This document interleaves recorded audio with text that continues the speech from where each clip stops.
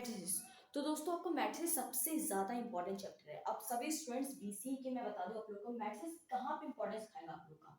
सबसे पहले इसका इस्तेमाल होगा आप लोग की मैथमेटिक्स में, जिसमें कि आप लोग को मैथ्स को अंडरस्टैंड करना पड़ेगा और इसके हेल्प से, मैट्रिसेस की हेल्प से आप लोग डिटरमिनेंट चैप्टर को आराम से, बहुत आराम से कर सकते हैं। ठीक है। दूसरी चीज, आप लोग का इसका इस्तेमाल जो है वो सी लैंग्वेज में जाके आएगा। सी लैंग्वेज में क्या अंडरस्टैंड करोगे आप लोग? सी लैंग्वेज में आप लोग को जो आएगा ना, सी लैंग्वेज में हम आपको क्वेश्चंस प्रोवाइड होंगे कि प्रोग्राम्स आप लोग को बनाने हैं, तो किस तरीके का प्रोग्राम्स बना सकते हो। तो मैट्रिसेस का इस्तेमाल यहाँ पे होता है। ठीक है। अब बात आती है कि मैट्रिसेस फर्स्ट, ये आपका एक चैप्टर है और आपका मैट्रिसेस सेकंड। इग्नू के स्टूडेंट सोच रहे होंगे कि मैट्रिसेस फर्स्ट, अरे आप हमें डिटरमिनेंट क्यों नहीं पढ़ाते, वो तो यूनिट 1 है। लेकिन आप लोगों को अगर अंडरस्टैंड करना अच्छी तरीके से तो यूनिट 2 को पहले पढ़ना है, यूनिट 3 बाद में, उसके बाद आपको यूनिट 1 कराऊंगी। ठीक है। अब देखो कैसे होगा आपका यहाँ पे क्वेश्चन सॉल्व। मैट्रिसेस क्या होती है? मैट्रिसेस होती है आपकी नंबर ऑफ रोज को मल्टीप्लाई करने के नंबर ऑफ कॉलम के साथ, ये आपका निकलेगा मैट्रिसेस। ठीक है। इसे हम फाइंड आउट कर सकते हैं मैट्रिसेस। अब एक बात, आप डेफिनेशन चेक आउट कर सकते हैं, आपको गूगल पे बहुत सारी डेफिनेशंस मिलेंगी, आप उनको देख के रट्टा लगा सकते हैं। लेकिन अंडरस्टैंड करने के लिए रियल लाइफ में आप लोग को कैसे क्वेश्चंस को अंडरस्टैंड करना पड़ेगा खुद से, तो उसके लिए आप लोग को मैट्रिसेस को इसी तरीके से अंडरस्टैंड करना है। ठीक है। इसके बाद बात आती है कि it comes from two dimensional. कहां से आया है? दो डायमेंशनल से आया है। ठीक है। टू डायमेंशनल क्या होता है कि ग्राफ्स है, दो डायमेंशन होती है ना, दो तरीके से आप देख सकते हो, ऊपर और ऊपर से लेकर नीचे तक और दाएं से लेकर बाएं तक, इस तरीके से टू डायमेंशन समझो एक तरीके से। ग्राफ्स आप लोगों ने ऑलरेडी इसको पढ़ा हुआ है, तो ग्राफ्स के जैसा ही होता है। ठीक है। जो इसका स्ट्रक्चर है वो ग्राफ की तरह होता है। और एरे में कहा जाए तो एरे में 2D 3D, जो two dimensional, three dimensional, four dimensional, ये एरेस में भी इस्तेमाल किया जाता है। कौन? मैट्रिसेस। ठीक है। अब रही बात, यहाँ देखो, it can be denoted by this, जो आपके यहाँ पे इस तरीके के कॉलम्स में आप इसे डिनोट कर सकते हैं, इस कॉलम्स में, उस कॉलम में।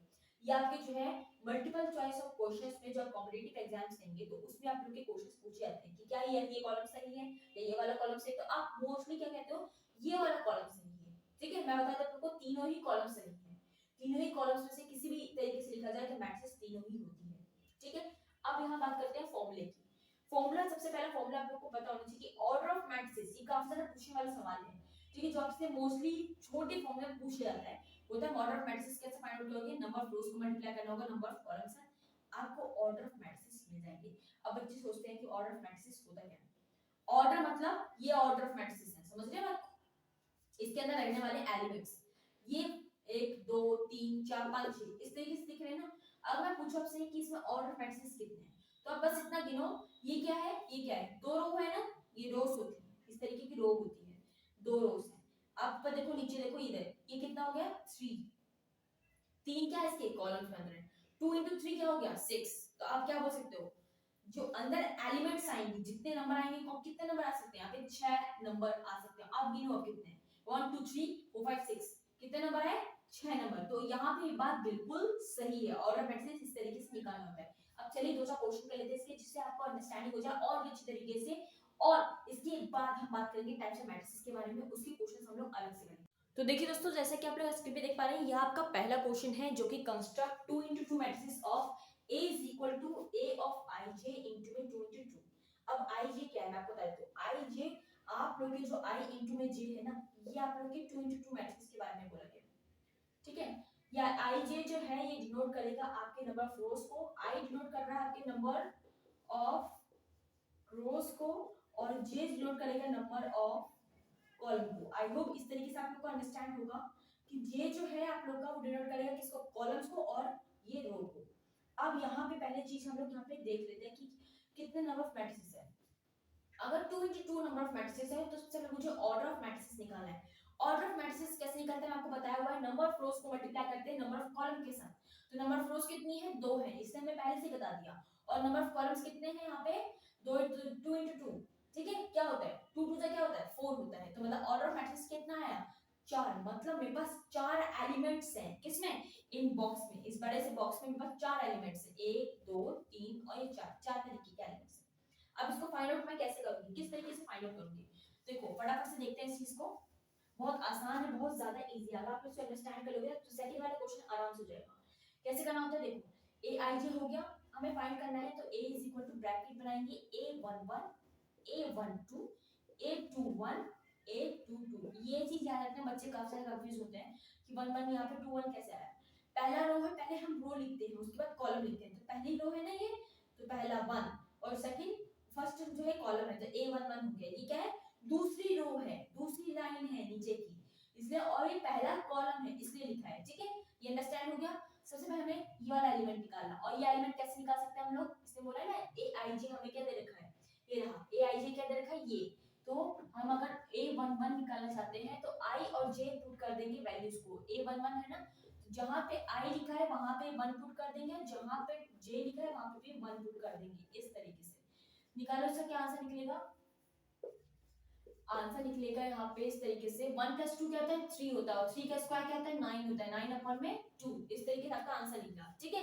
किसकी वैल्यू आई, a11 की आई। अब यहाँ देखते हैं आपकी a12 की वैल्यू, ठीक है, a12 की वैल्यू क्या निकलेगी।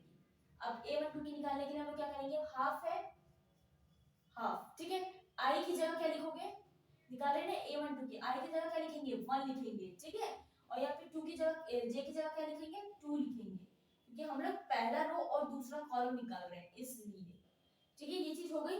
अब देखो इसे सॉल्व करो, कैसे होगा सॉल्व होगा, यहाँ 1/2 इस तरीके से 2 × 2 क्या होता है 4 होता है, और यहाँ 4 हो गया 1 + 4 और यहाँ पे स्क्वायर, ठीक है, 1 + 4 क्या होता है 5 होता है, 5 का स्क्वायर डिवाइडेड बाय 2, इस तरीके से 5 5 जा 25, ठीक है, 5 का स्क्वायर क्या होता है 5 5 जा 25, इसलिए अपॉन में 2, ठीक है, ये आपका 1 2 आई a12 आपका इसका आंसर आया, ठीक है। इसके बाद हम देखते हैं, तो अब हमें निकालना है a21, a21 कैसे निकलता है, देखो सेम एज इट इज जैसे हमने सभी को निकाला है वैसे निकलेगा, हाफ लिखा ब्रैकेट बनाया, ठीक है, इस तरीके से i की वैल्यू क्या है, यहाँ पे i क्या है हमारा रो है, रो क्या है यहाँ पे 2 है, 2 ऐड कर देंगे, 2 में ब्रैकेट में यहाँ पे 1 आएगा, क्यों, क्योंकि यहाँ पे 1 है, 2 1 दे रखा है ना, तो i की जगह पे 2 और j की जगह पे 1, इस तरीके से स्क्वायर करेंगे।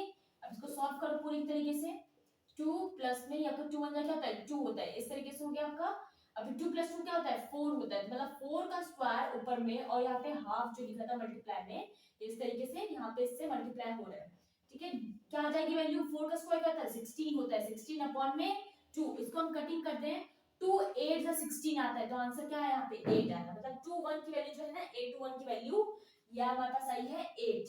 इस तरीके से हम लोग निकालेंगे a22 की भी वैल्यू, ठीक है, इसको कैसे निकालेंगे देखो, इसके निकाली जाएगी वैल्यू सेम इस तरीके से कि हाफ, ठीक है। अब यहाँ पे क्या है i की वैल्यू क्या है, यहाँ पे i की वैल्यू हमारे पास क्या है 2 2 है ना, दोनों ही 2 है, ये भी 2 है ये भी 2 है, तो यहाँ पे 2 लिखेंगे इस तरीके से, ऐड कर देंगे 2 के साथ एक और, यहाँ मल्टीप्लाई होगा इस तरीके से, ठीक है, इस तरीके से। अब यहाँ क्या हो जाएगी बात, यहाँ पे हाफ 2 प्लस में 2 × 2 क्या हो गया 2 2 से क्या होता है 4 होता है, ठीक है, यहाँ पे ब्रैकेट में बनाएंगे 2 एडिशन में यहाँ पे आपका 4 और ब्रैकेट बना के यहाँ पे स्क्वायर, ठीक है, 4 + 2 क्या होगा 6 हो गया, 6 का स्क्वायर क्या होगा और यहाँ पे 2, इस तरीके से 6 का स्क्वायर क्या होगा 36 अपॉन में 2, इसको सॉल्व करेंगे तो हमारे पास आंसर आएगा 2 1 जा 2, कट कर दोगे इसको, वैल्यू आ जाएगी हमारे पास यहाँ पे 2 1 जा 2, ठीक है, 2 8 जा 16, तो 18 आपका यहाँ पे आंसर आया, ठीक है, इसको कट करके देख लो, खुद ही बता दो 18 आंसर आपका यहाँ पे आएगा। अब इसको लिखोगे कैसे, लिखना क्या है, आप पहले देखो a11 क्या आया, ये आया, a12 ये आया, a21 ये आया और ये a22 आया। अब इसको डिनोट करने का साइन कैसे होता है देखो, इसको आप बड़े से ब्रैकेट में इस तरीके से लिखना है और आंसर लिखना पड़ेगा यहाँ पे 9 अपॉन में 2, ये क्या है a11 है, a12 की जगह क्या लिखोगे 25 डिवाइडेड बाय 2 और यहाँ पे लिखोगे आप लोग 8 और ये लिखोगे आपका 18, this is your whole answer. I hope सभी को अंडरस्टैंड होगा। और इसके अलावा जो सेकंड क्वेश्चन है वो आप लोग का होमवर्क है, आप लोग खुद कर सकते हैं, मैं लास्ट में क्वेश्चन जरूर दूंगी, उन सभी क्वेश्चन का आप लोग ट्राई करके मुझे सेंड करना। जैसे कि आप लोग यहाँ पे स्क्रीन पे देख रहे हैं, आपका सेकंड क्वेश्चन है जिसमें की बात बोली गई कि find the value of x and y। ये अगला क्वेश्चन होता है जो कि काफी ज्यादा इंपॉर्टेंट है, आपको अंडरस्टैंड जरूर करना है क्योंकि ऐसे क्वेश्चंस बहुत सारे हैं जो कि आपको ट्राई करने पड़ेंगे, आपके बुक्स में बहुत क्वेश्चंस हैं, आप लोग उसे ट्राई जरूर करें और एग्जांपल आप लोग खुद से करें क्योंकि इसका सॉल्यूशन ऑलरेडी आपको बुक्स में गिवन है और जो क्वेश्चंस नहीं सॉल्व है मैं आपको वो करा रही हूँ। रही बात अगर कुछ डाउट्स होते हैं तो मुझे नीचे कमेंट बॉक्स में कमेंट करके अपने क्वेश्चन सेंड करो, मैं आप लोगों के लिए वो वीडियो जरूर बनाऊंगी।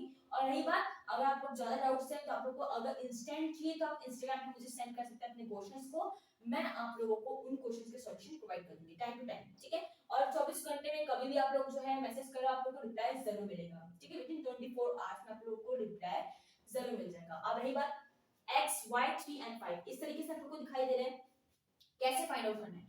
बहुत ही आसान तरीका है। आप लोगों को कोई मैट्रिसेस अगर बोला जाता है ना कि वो इक्वल है इस चीज के, तो हमेशा ध्यान रखना, आपको ना सिर्फ ये चीज ध्यान रखनी है कि ये इक्वल है कि नहीं है।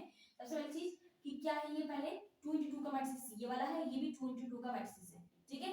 ये चीज क्लियर हो गई, ये इक्वल, ये आपका ये इक्वल तो मेरे को समझ में आ गया। अब इसके बाद आप देख सकते हो यहाँ पे 3 है तो ये भी आपका 3 है, ये 5 है तो ये भी आपका 5 है, और ये होना भी चाहिए। अगर ये नहीं होगा तो आप लोग का मतलब कि ये वैल्यू ही गलत दे रखी है, आप लोग ये लिख दोगे। अगर ये चीज सही है तब आप लोग आगे क्या करना है, तो मतलब ये जो वैल्यू है वो इसकी इक्वल होनी चाहिए। जैसे ये सब इक्वल है तो ये भी इक्वल होनी चाहिए, तो आप लिखोगे इस तरीके से, ठीक है। ये इस तरीके से आप लोग लिखेंगे, इसका y is equal to x plus 5 ये लिखोगे। अब मैं कहूंगी कि आप लोग एक एक करके दोनों को सॉल्व करो। कैसे सॉल्व करना है, मैं अगर क्या करूं, इस 2x को इधर भेज दूं तो x माइनस का 2 ऑफ x हो जाएगा इज इक्वल टू y, ठीक है। इसमें से माइनस कर देंगे, वैल्यू क्या आएगी, minus x is equal to y, okay. Then इसके बाद वैल्यू आएगी, अब इसको फाइंड आउट करने की, अब इसको फाइंड करते हैं क्या होगा, y यहाँ था, एक y यहाँ से मैं इधर ले गई तो y minus y is equal to x, ठीक है। अब इसकी वैल्यू निकालेंगे तो y minus y क्या होता है, 0, x की वैल्यू क्या आई, 0। अगर x की वैल्यू 0 आई है तब आप चेक कर सकते हैं हम पुट करके, तो ये वैल्यू क्या आएगी y की वैल्यू आएगी माइनस का 0। अब मैं अगर आपको बोलूं माइनस 0 या प्लस 0 बात तो बराबर है, तो मतलब इसका है कि आप लोग का जो आंसर है ये इस तरीके से आ गया, x की वैल्यू 0 है, y की वैल्यू भी 0 है, that is your whole answer. अब आप लोग की बात करते हैं यहाँ पे टाइप्स ऑफ मैट्रिक्स के बारे में। तो दोस्तों देखो, मैंने एक चीज आप लोगों को अंडरस्टैंड कराई, आई होप सभी को अंडरस्टैंड में आई होगी। जिसको कहीं पे भी डाउट्स होता है या फिर मेरी वीडियो में कोई कमी दिखती है आप लोग को, या कोई ऐसा पॉइंट जो आपको अंडरस्टैंड ना हो पाया हो, आप नीचे कमेंट बॉक्स में मुझे कमेंट करके बताओ, मैं उस पॉइंट को भी आप लोग के क्लियर जरूर करूंगी। मैं यहाँ पे अपने तरीके से बता रही हूँ, मैं कोई टीचर नहीं हूँ, मैं आप लोग की तरह ही एक स्टूडेंट हूँ, समझो इस तरीके से, ठीक है। आप लोग के फ्रेंड्स ऐसे हूँ। और ये बात, एक चीज का ध्यान रखना है यहाँ पे कि आप लोग जब इस चीज को स्टडी कर रहे हो ना, तो वहां पे कहीं पे भी डाउट्स होते हैं तो अगर आप लोग कमेंट बॉक्स में नहीं कमेंट कर सकते कोई बात नहीं, इंस्टाग्राम पे मुझे फॉलो करके वहां कमेंट्स बॉक्स में आप लोग वहां पे सेंड करो अपने डाउट्स को, वहां पूछ लो कि यहाँ पे मुझे डाउट्स हो रहा है, आपकी वीडियो से मुझे यहाँ पे अंडरस्टैंड नहीं हुआ, मुझे ये चीज बताओ, ठीक है। आप लोग को डेफिनेटली बताऊंगी और मैं उस चीज को सुधारने की कोशिश करूंगी, क्योंकि मेरे को जहां डाउट्स आए मैंने वहां पे अंडरस्टैंड करके आप लोग को समझाने की पूरी कोशिश की है, और आप लोग को कहीं पे नहीं आता तो आप मुझसे पूछ सकते हैं। अब यहाँ बात करते हैं टाइप्स ऑफ मैट्रिसेस के बारे में। टाइप्स ऑफ मैट्रिसेस में बहुत सारे मैट्रिसेस हैं, हम पहले तीन मैट्रिसेस को देखते हैं जो मेन कॉमन है। स्क्वायर मैट्रिसेस जो आप लोग ऑलरेडी देख चुके हैं क्वेश्चंस में, ठीक है। Number of rows is equal to number of columns, हम कहेंगे उसे स्क्वायर मैट्रिसेस। आपको पता है ना स्क्वायर क्या होता है, रेक्टेंगल क्या होता है, सेम एज इट इज। अगर मैं बात करूं यहाँ पे स्क्वायर की, तो स्क्वायर क्या होता है, इस बॉक्स की फॉर्म में, तो जिसके चार कोने होते हैं, तो चार कोने होते हैं, तो ये चार कोने हम लोग कहेंगे किसको, ऑर्डर ऑफ एलिमेंट्स को, ठीक है। क्या कहते हैं, order of elements. Number of रोज को मल्टीप्लाई कर दो नंबर ऑफ कॉलम के साथ, तो आप लोग का ऑर्डर ऑफ मैट्रिक्स बनता है ना। स्क्वायर के कितने कॉलम है, कितने कोने हैं, चार कोने हैं, तो उसमें चार, तो यहाँ पे चार कोने कब आए, जब उसका 2 into 2 मैट्रिक्स होगा। देख सकते हैं आप लोग, स्क्वायर मैट्रिक्स मतलब होता है जो स्क्वायर की फॉर्म में हो, इस तरीके से डब्बा बने, पूरा का पूरा कॉलम बने, जिसकी चारों दिशाएं एक बराबर की हो। तो ए बी सी डी चार एलिमेंट्स हैं, और एक 2 into 2 मैट्रिक्स आपका स्क्वायर मैट्रिक्स है। इस तरीके से आपका 3 into 3 का आपका क्या है, स्क्वायर मैट्रिक्स, जिसमें आपके तीन, जिसके ये तीन यहाँ पे हैं अगर कॉलम्स में, तीन रोज में भी लोग हैं, ठीक है। तीन रोज में भी है, तीन कॉलम्स में भी है, ठीक है। अंडरस्टैंड हो गया। अब बात करते हैं डायगोनल मैट्रिसेस की। देखो इनके नाम ना अच्छे से अंडरस्टैंड कर लो, क्योंकि क्वेश्चन में जब आपको पूछे जाए ना तब माइंड में आता नहीं है, तो माइंड में जल्द से जल्द आ जाए। अच्छा डायगोनल की बात करें, डायगोनल क्या होता है, देखो it is also called square matrices, ठीक है। कोई पूछे तो ये बता देना, ये भी स्क्वायर मैट्रिसेस की तरह होता है। अब ये क्यों होता है, देखो डायगोनल का मतलब होता है, आप कब देखोगे जब स्क्वायर मैट्रिक्स होगा, ठीक है। कैसे पता चलेगा, डायगोनल मतलब डायगोनल, समझ रहे हैं ये।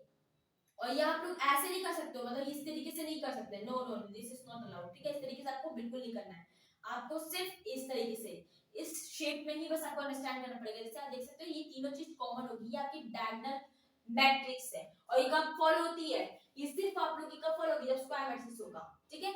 आप इसमें नहीं कर सकते, 2 into 3 के मैट्रिक्स में नहीं कर सकते, ठीक है। कर सकते हो तो ट्राई आउट करो, खुद से करके देखो। अगर मैं इसका ये कॉलम हटा दूं, जैसे मान लो ये वाला कॉलम मैं हटा देती हूं, तो अब बताओ मुझे इसमें डायगोनल मैट्रिक्स क्या होगी, क्या ये होगी, नहीं, पॉसिबल ही नहीं है, ठीक है। इसलिए हम लोग इसे नहीं करते हैं। अब यहाँ बात हो गई आइडेंटिटी मैट्रिक्स की बात करते हैं। In this matrix all the elements value are zero else only diagonal elements. इसका मतलब होता है, इसको हम कहते हैं यूनिट मैट्रिसेस भी कहते हैं और आइडेंटिटी मैट्रिसेस भी कहते हैं। ये मेरी खुद की डेफिनेशन है, मैंने खुद से बनाई है, तो आप लोग अंडरस्टैंड कर सकते हो। In this matrices all the elements value are zero else only diagonal elements. आप डायगोनल के एलिमेंट्स के अलावा आपके सभी एलिमेंट्स क्या होते हैं, जीरो होते हैं। ये भी लिख सकते हो एल्स करते हैं else elements else diagonal elements, ठीक है, एल्स डायगोनल एलिमेंट्स आर 1, ये है, ठीक है, ये आपकी प्रॉपर डेफिनेशन है। आपके सारे जो डायगोनल एलिमेंट्स होंगे वो 1 होंगे और सारे एलिमेंट्स 0 होंगे, ठीक है, इस तरीके से। इसको आप दूसरे तरीके से भी लिख सकते हैं। अब रही बात अगला मैट्रिसेस क्या होते हैं जो आपके काफी ज्यादा आते हैं, सिमेट्रिक मैट्रिसेस और स्क्यू सिमेट्रिक मैट्रिसेस को अंडरस्टैंड करने से पहले आपको 2-3 जो है मैट्रिक्स के बारे में जानना पड़ेगा, जिसके बारे में आप ऑलरेडी जान चुके हो, लेकिन आपको उसका नाम पता होना चाहिए। पहला है आपका रो मैट्रिसेस और दूसरा आपका कॉलम मैट्रिसेस, देन आपका ट्रांसपोज मैट्रिक्स, ठीक है।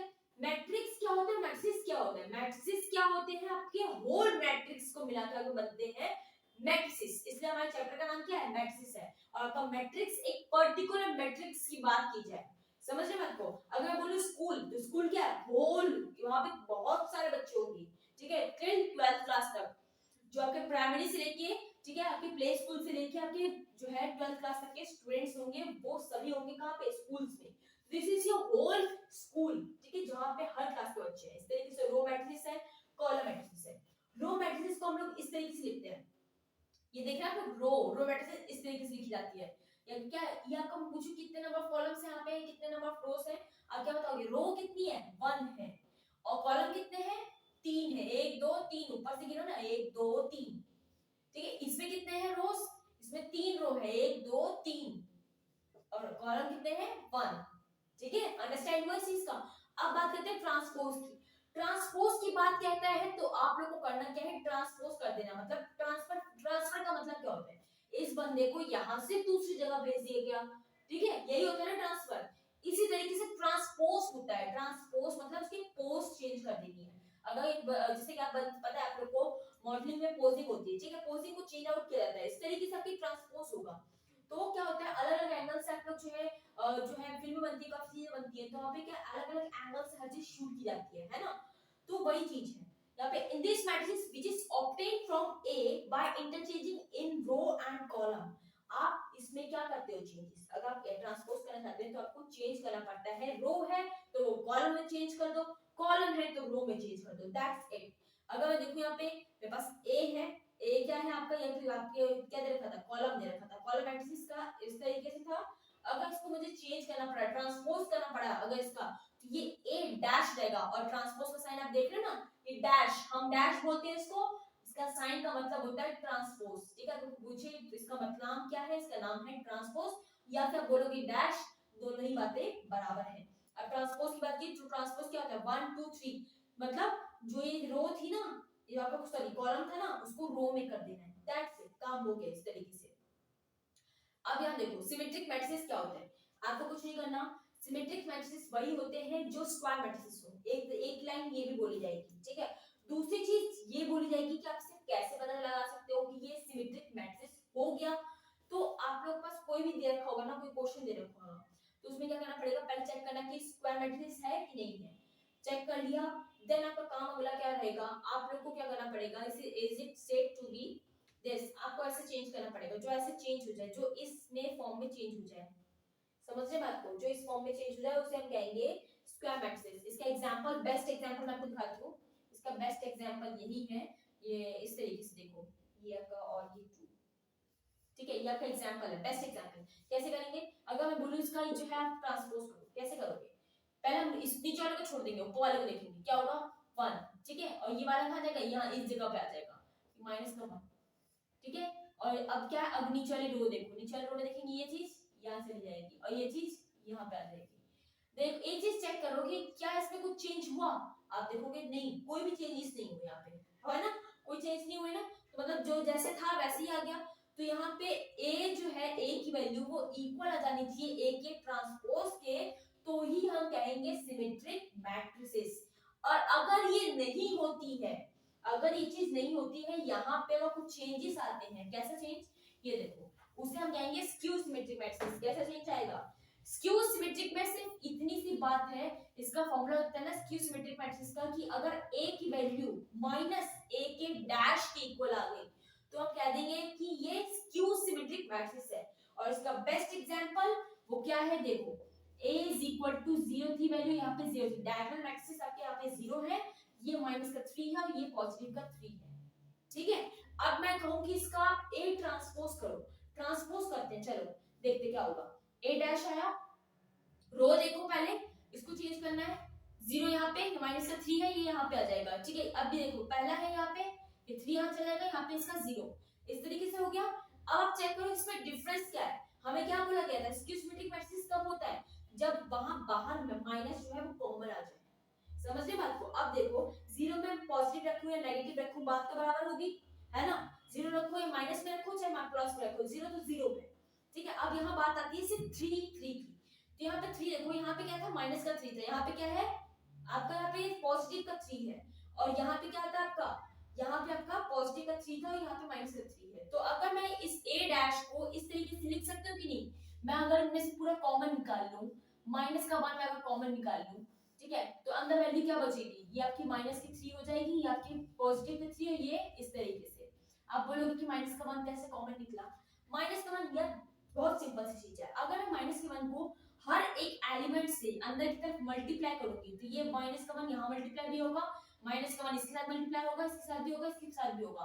और आपको पता है ये बात का कि अगर किसी भी चीज को, अगर आप किसी भी नंबर को मल्टीप्लाई करते हो किसी पॉजिटिव नंबर के साथ माइनस में, तो इसकी वैल्यू क्या थी, प्लस थी, तो माइनस प्लस क्या होता है मल्टीप्लिकेशन में वैल्यू आती है आपकी हमेशा माइनस की।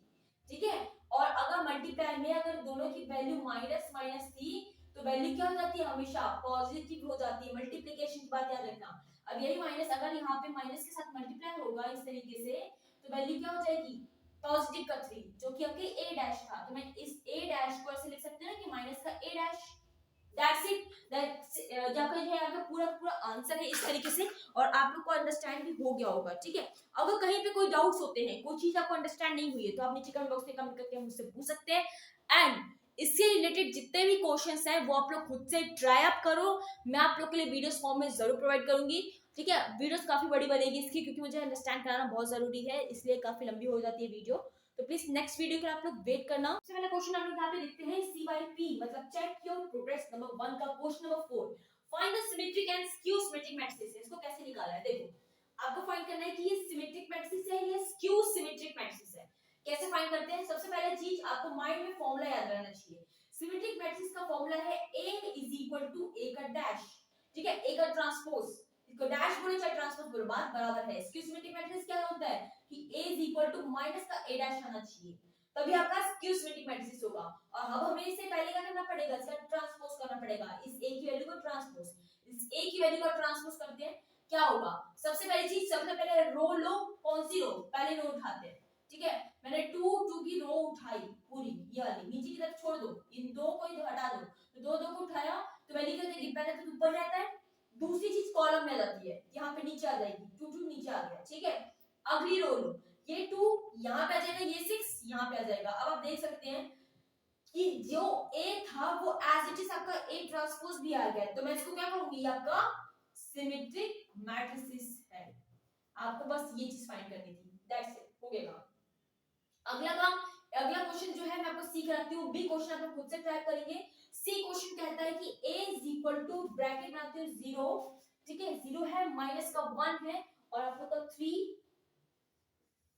ठीक है, और यहाँ पे आपका 1 0 5 1 0 और आपका 5 इस तरीके से, और माइनस का 3 माइनस का 5 और यहाँ पर 0। ठीक है, जैसे कि आप लोग होल यहाँ पे देख पा रहे हो। अब इसका ट्रांसपोज करना है, 2 into 2 का आप लोग को आ चुका होगा, 3 into 3 का कैसे करना होता है, पहली रो लो, 3 into 3 का है, पहली रो उठाई 0 ऊपर की तरफ, माइनस 1 उसके नीचे, 3 यहाँ पे, इस तरीके से करोगे ना कभी गलती नहीं होगी। अगली अगली रो को उठाओगे, 1 यहाँ पे, 0 बीच में आ गया, 5वां नीचे, कम हो गया। अब लास्ट वाली रो उठाओ, माइनस का 3 इधर, माइनस का 5 इधर और यहाँ पे 0। अब चेक आउट करो, चेकिंग करो कि भाई सेम आया कि नहीं आया। हम चेक करते हैं, 0 हाँ ठीक है, माइनस का 1, लेकिन यहाँ पॉजिटिव का 1 है। अगला देखो, ये प्लस का 3 है, ये माइनस का 3 है।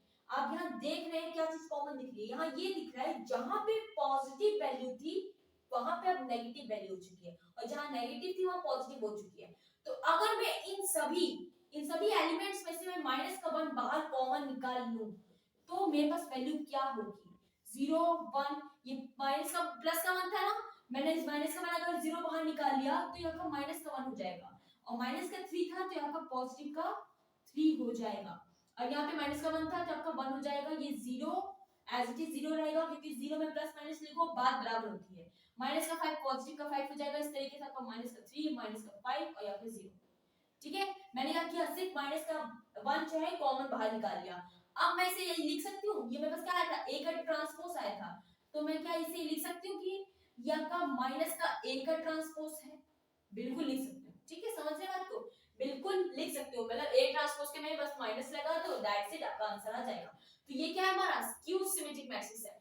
इस तरीके से क्वेश्चन को सॉल्व करना होता है, और आपकी जो बड़े-बड़े क्वेश्चंस हैं उनमें ये इसकी काफी ज्यादा हेल्पफुल होने वाली है, इसका इस्तेमाल काफी जगह पे होने वाला है, तो इसको अच्छी तरीके से अंडरस्टैंड कर लो। अब दोस्तों ये आप लोग के 3 क्वेश्चन जो है वो आप लोग के होमवर्क में है, ठीक है, आप लोगों को खुद से करने हैं, इग्नू की बुक्स में ऑलरेडी अवेलेबल है, लेकिन अगर आप किसी और यूनिवर्सिटी के स्टूडेंट हो तो आप लोग के लिए इंपॉर्टेंट है काफी ज्यादा, तो प्लीज इन क्वेश्चंस को आप लोग को अच्छी तरीके से कर लेना है, और मुझे इसके आंसर्स आप लोग मुझे इंस्टाग्राम पे आप लोग सेंड करो कि आपसे क्वेश्चन हो पाए कि नहीं हो पाए। ठीक है, अगर नहीं होते हैं तो मुझसे आप पूछ सकते हैं, और अगर हो जाते हैं बहुत अच्छी बात है, और कमेंट बॉक्स में कमेंट करके अपने आंसर्स को सेंड करो या फिर इंस्टाग्राम पे मुझे सेंड करो। ठीक है, और एक बात, जिन स्टूडेंट्स का आपका टेलीग्राम है, जिन स्टूडेंट्स का है, तो टेलीग्राम के ग्रुप को आप लोग ज्वाइन अप कर सकते हो, और वहां पे अपने जो है क्वेश्चंस आपस में आप लोग बातचीत करके अपने क्वेश्चंस जो भी हो, आप लोग की डाउट्स जो भी हो, वो हम दिन काफी स्टूडेंट्स के साथ जुड़ के इन डाउट्स को भी कलेक्ट कर सकते हैं। एंड लास्ट में चाहूंगी कि thanks for watching this video, और अगर कुछ डाउट्स होते हैं डेफिनेटली 101% है, कभी भी पूछो, आप लोग को डाउट्स के रिप्लाई जरूर मिलेंगे, एंड मैं पूरी कोशिश करूंगी कि आप लोग को बहुत अच्छी तरीके से अंडरस्टैंडिंग वीडियो आप लोग को प्रोवाइड कर सकूं, और जल्द से आपकी सभी वीडियोस आएंगी, लेकिन सिर्फ इंपॉर्टेंट क्वेश्चंस आप लोग को कराऊंगी, बाकी की क्वेश्चंस आप लोग को खुद से ट्राई आउट करने हैं, और कहीं डाउट्स होता है कहीं छूटता है तो पूछ लेना। ठीक है, and again thank you so much for watching this video.